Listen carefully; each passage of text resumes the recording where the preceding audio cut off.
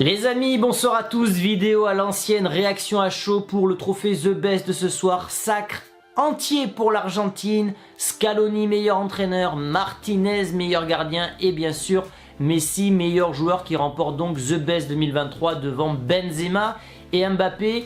Un trophée qui divise, les pro-Messi disent que c'est mérité, on parle d'une Coupe du Monde, et les pro-Benzema Mbappé disent que sur la régularité, Mbappé et Benzema sont au-dessus de Messi et que c'est un véritable scandale. Et bien écoutez, ce soir, vous savez que je ne porte pas spécialement Messi dans mon cœur, mais je suis plutôt partagé sur la question. Voilà, donc je vais vous expliquer pourquoi je suis partagé, mais avant ça, petit coup de gueule. Bah ouais, petit coup de gueule. Pourquoi, bon sang, on a les résultats 3 jours à l'avance? C'est comme le Ballon d'Or, mais je veux dire, ça perd de toute sa saveur. Il n'y a aucun suspense, on allume la télé, on sait qui va gagner dans chaque compétition.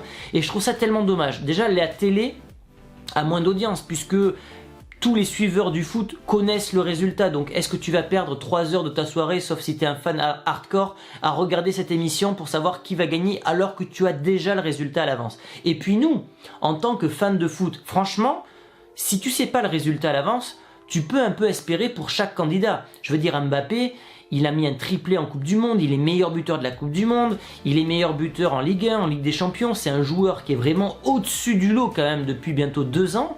T'as Benzema qui lui fait une saison extraordinaire avec le Real, il va chercher la Ligue des Champions avec un parcours en mode hardcore, Liverpool, City, Chelsea, PSG, il marque plus de 50 buts, enfin bon bref, il fait une saison monstrueuse, plus de buts en Ligue des Champions, et t'as Messi qui lui n'a pas été régulier depuis août 2021, parce que c'est le début en fait de là où on peut voter en fait pour The Best, mais qui va remporter le sacre ultime avec l'Argentine, une Coupe du Monde qui a lieu tous les 4 ans. Donc en fait, tu avais un semblant de suspense quand même. Et on aurait pu, nous en tant que spectateurs, avoir les petits frissons de se dire allez, qui va gagner ce soir? Là non, tu allumes la télé, t'es comme ça, là, tu dis allez, avance, on va savoir qui est le meilleur entraîneur. Enfin, on le sait en fait, et ça c'est dommage, ça c'est dommage.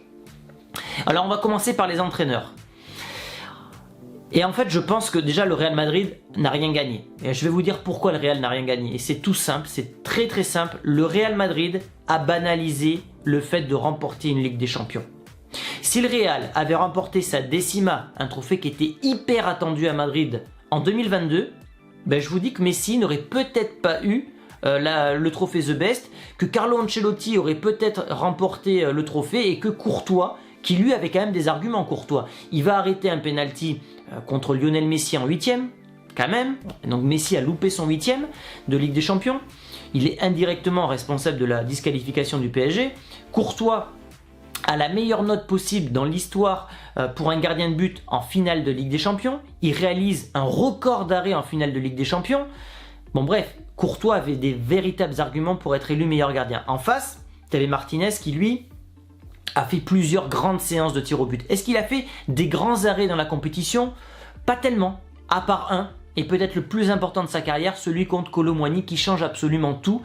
Parce qu'après, ils vont faire la séance de tir au but et on sait qu'à ce jeu-là, la France ne travaille pas les tirs au but et que Martinez était injouable. Donc quand la France est allée au tir au but, moi je savais pertinemment que la France avait déjà perdu.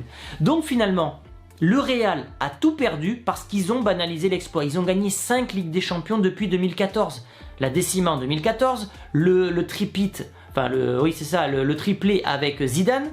Et ils ont gagné en 2022 avec Ancelotti. Donc gagner une Ligue des Champions n'a pas la même saveur aux yeux du public quand c'est le Real Madrid que Messi qui remporte une Coupe du Monde qui a lieu tous les 4 ans, qui était tant attendue par l'Argentine depuis, je crois, 30 et quelques années. Donc je pense que c'est ça qui fait la différence. Maintenant, je comprends les pro Benzema en fait. Benzema, c'est vrai qu'il fait l'année de sa vie, comme je l'ai dit, meilleur buteur de Liga, de Ligue des Champions. C'est lui qui fait les remontadas contre le PSG, un triplé. Il fait un match de fou furieux contre Chelsea. Enfin, Benzema, tu peux pas faire meilleure année. Il fait quasiment la meilleure campagne de Ligue des Champions. Je crois que c'est la 2e meilleure campagne avec celle de Cristiano Ronaldo. En fait, personne n'a fait mieux dans l'histoire de la Ligue des Champions que Benzema en 2022 et Ronaldo, je crois que c'était en 2017.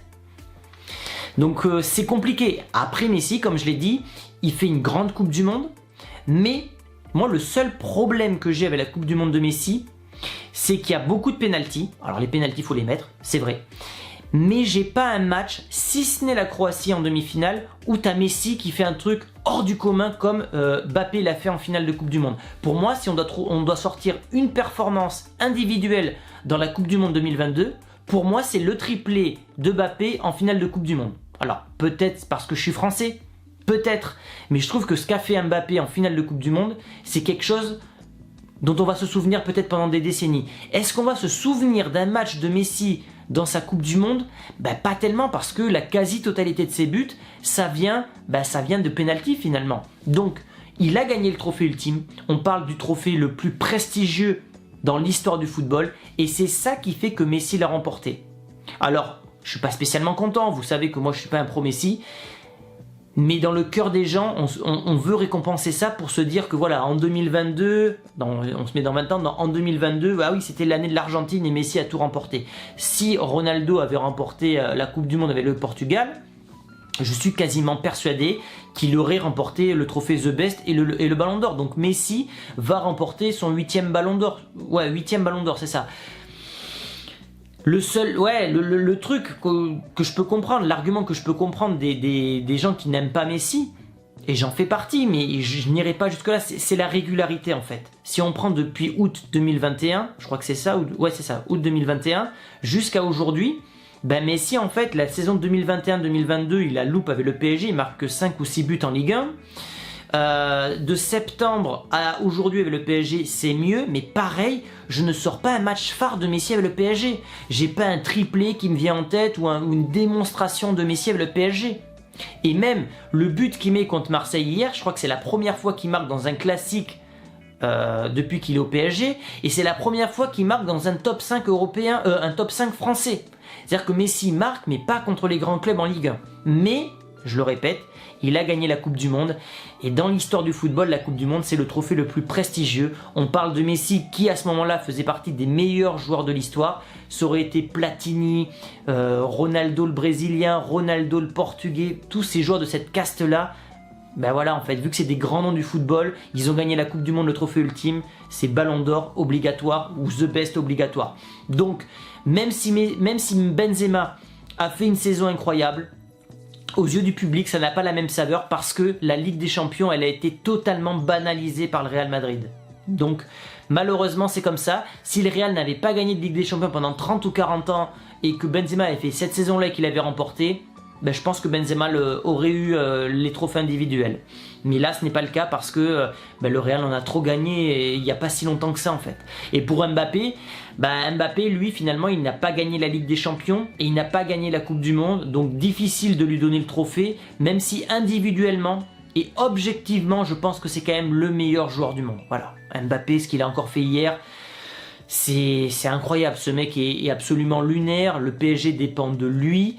Mais voilà, il n'a pas gagné de trophée. Et mine de rien, Mbappé, attention, hein, il est en train de prendre du retard. Alors, pas au niveau des statistiques en termes de buts et de passes décisives, mais en termes de trophées individuels et de trophées tout court, il prend du retard sur Messi et Ronaldo parce que les pros Mbappé disent ouais, il va dépasser Messi et Ronaldo. Attention, hein, Ronaldo et Messi avaient déjà remporté une Ligue des Champions à 24 ans. Messi, je crois qu'il avait déjà 3 ballons d'or et plusieurs souliers d'or. Mbappé a sa Coupe du Monde. C'est sûr, il a une histoire avec la Coupe du Monde qui est incroyable. Il sera d'ailleurs le meilleur buteur, je pense, de cette compétition à terme, sauf grave blessure. Mais il n'a pas de ballon d'or, il n'a pas de Ligue des Champions, il n'a pas de souliers d'or. Et ouais, ça commence à faire, hein, parce que là, il est à son prime. Et son prime, il va pas durer 10 ans à Mbappé. Donc c'est maintenant qu'il doit remporter les trophées individuels, c'est maintenant qu'il doit remporter les Ligues des Champions et les ballons d'or. Et il est en train de prendre du retard.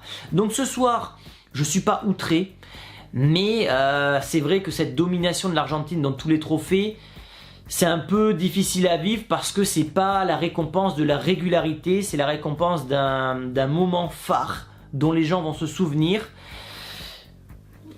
Est-ce que Messi a réalisé une Coupe du Monde extraordinaire ? Non. Est-ce qu'il a réalisé une très bonne Coupe du Monde ? Oui, parce qu'il a quand même été très bon, notamment contre le Mexique, notamment contre la Croatie. Il met quand même un doublé en finale aussi, hein, mine de rien, avec un penalty certes, mais il met un doublé en finale, c'est pas rien.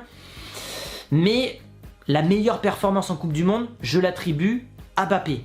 Au niveau des statistiques, c'est Mbappé, mais il n'a pas le trophée. Et c'est ça qui fait la différence dans l'histoire, malheureusement, et c'est comme ça. On se souvient des vainqueurs. On va se souvenir que le Real a fait 3 Ligues des Champions. On va pas se souvenir des finalistes, nous on les connaît parce qu'on est fan de foot, mais dans 20 ou 30 ans, on se souviendra des 3 finales de Zizou, des 3 remportées. On se souviendra de la Coupe du Monde de Messi parce qu'il a remporté. Et malheureusement c'est comme ça, c'est la triste réalité du sport.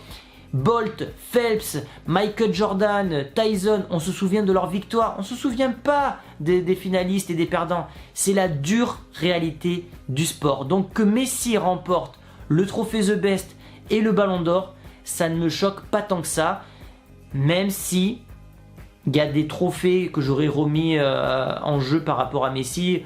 Son Ballon d'Or en 2010, normalement il doit aller à Iniesta qui remporte la Coupe du Monde. Et en fait ça c'est un argument des anti-Messi, et j'en fais partie, mais pas pour ce cas-là aujourd'hui. Quand Messi ne gagne pas la Coupe du Monde, il a les trophées individuels tels que le Ballon d'Or. Quand Messi gagne la Coupe du Monde, il gagne les trophées individuels. Donc en fait, quelle que soit finalement la situation, Messi remporte toujours les trophées. Et en fait, c'est ça qui agace les gens. C'est qu'il n'y a pas une justice de ce côté-là.